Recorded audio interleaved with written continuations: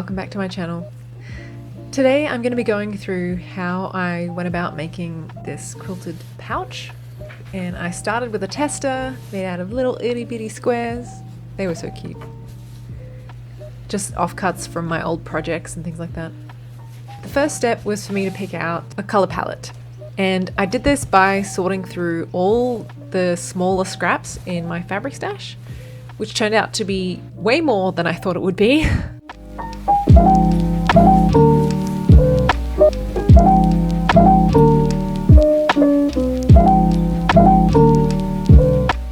But I did finally settle on a lovely kind of red and green combination.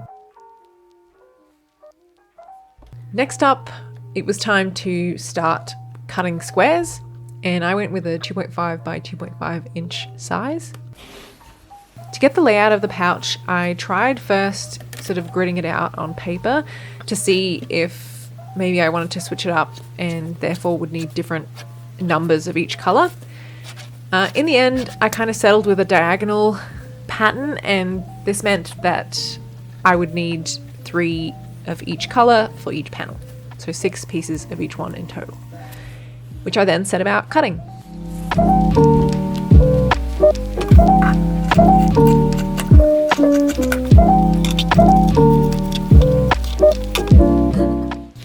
I ended up with this cute little stack of little squares, and then I put them out on my table and rearranged them a couple of times until I felt like the layout was what I was looking for, and this is what we ended up with.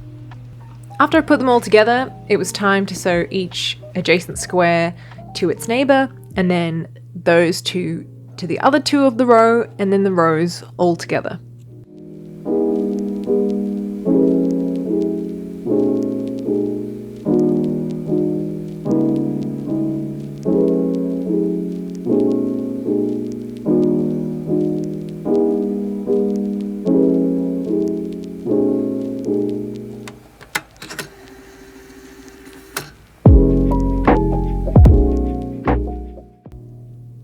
From there, I then cut some flannel out actually instead of batting, because I didn't have any batting on hand, and it would do for the purposes of this pouch, and sewed that together, quilting the fabric layer into the flannel.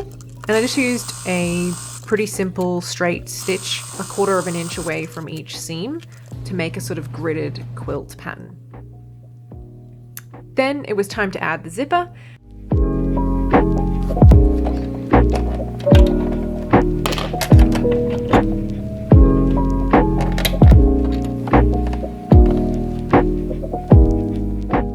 I did add some little tabs onto the end of the zipper, but this ended up making it quite bulky at that point, and I didn't really like that look in the final product.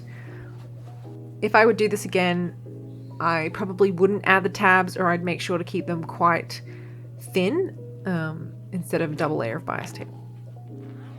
Here I am testing the zip, and then going ahead and pinning the seam allowances towards the lining layer and sewing all around the outside. I made a little mistake here. I left the gap to turn the work inside out on the quilted side, and this meant that I had to top stitch on a visible section of the pouch. When I do this again, I'll leave a gap in the lining, and then you won't see it at all.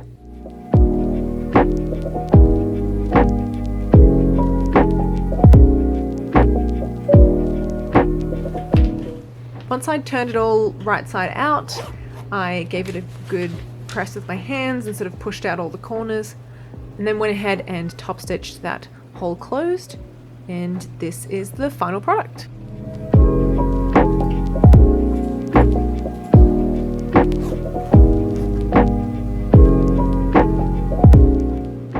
I really like how this turned out. It's a super adorable little pouch, and I will be using it to store my crochet hooks. Thank you for watching.